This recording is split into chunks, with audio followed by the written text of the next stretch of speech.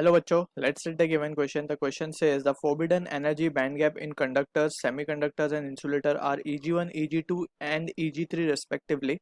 The relation among them is option first given है Eg1 equals to Eg2 equals to Eg3. Option second given है Eg1 is less than Eg2 is less than Eg3. Option third हमें given है Eg1 is greater than Eg2 is greater than Eg3. And option fourth हमें given है Eg1 is less than Eg2 and it is greater Eg2 is greater than Eg3. सो इस question को समझने से पहले we need to understand as a key concept difference between valence band and conduction band. So अगर valence band की हम बात करें सो सिंपल डेफिनेशन हम इसे कह सकते हैं कि the orbit in which valence electrons are present is known as valence band and valence band के ऊपर एक और एक बैंड होती है जिसे हम कहते हैं कंडक्शन बैंड.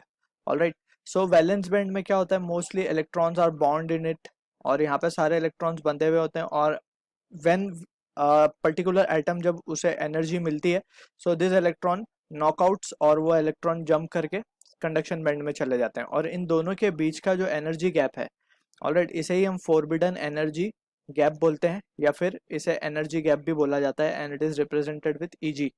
ऑलराइट, अब यहाँ पे using this concept we will try to answer the given question. alright, so यहाँ पे अगर हम बात करें तीन चीजें हैं, कंडक्टर्स हैं,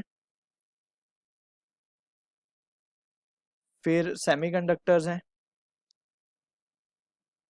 and then comes insulator. Alright, so यहाँ पे we can answer it easily. अगर हम ध्यान से देखें सो इस केस में कंडक्शन बैंड और वैलेंस बैंड ओवरलैप करते हैं. ऑलराइट, यहाँ पे ओवरलैप होता है सो यहाँ पे कोई गैप ही नहीं है. ऑलराइट, सो वैलेंस बैंड से इलेक्ट्रॉन इजीली कंडक्शन बैंड में शिफ्ट हो सकते हैं और we can say it is readily available in conduction band क्योंकि ये सारा एरिया जो है ये कॉमन एरिया है, यहाँ पे सारे इलेक्ट्रॉन्स मौजूद हैं जो कि कंडक्शन बैंड का भी एक हिस्सा है. सो यहाँ पे जो एनर्जी गैप होता है that is Eg is approximately 0 electron volt. Alright, यहाँ पे इलेक्ट्रॉन्स रेडिली अवेलेबल हैं और it is ready to conduct. अब सेमीकंडक्टर की बात करें सो सेमीकंडक्टर में ये गैप थोड़ा सा होता है.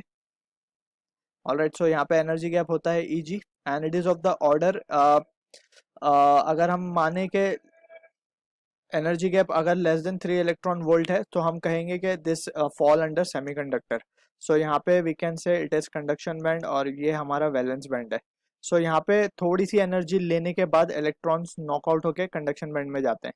और अब बात करते हैं इंसुलेटर की. सो इंसुलेटर में ये गैप काफ़ी कंसिडरेबल होता है, means it is the energy gap. और यहाँ पे अगर एनर्जी गैप जो है वो 3 इलेक्ट्रॉन वोल्ट से ज़्यादा है, ऑलराइट, सो एनर्जी गैप अगर इससे ज़्यादा है तो it is been considered as insulator.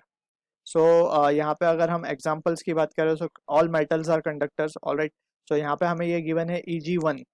अपने केस में क्वेश्चन में it is been given as Eg1 energy gap और यहाँ पे इसे रिप्रेजेंट किया है Eg2 से और यहाँ पे रिप्रेजेंट किया है Eg3 से. सो क्लियरली हम देख सकते हैं कि from the given condition we can say Eg3 is greater than Eg2 is greater than Eg1. So from this we can say हमारा option 2 जो है is the right answer to the question. I hope you understood the solution. All the best.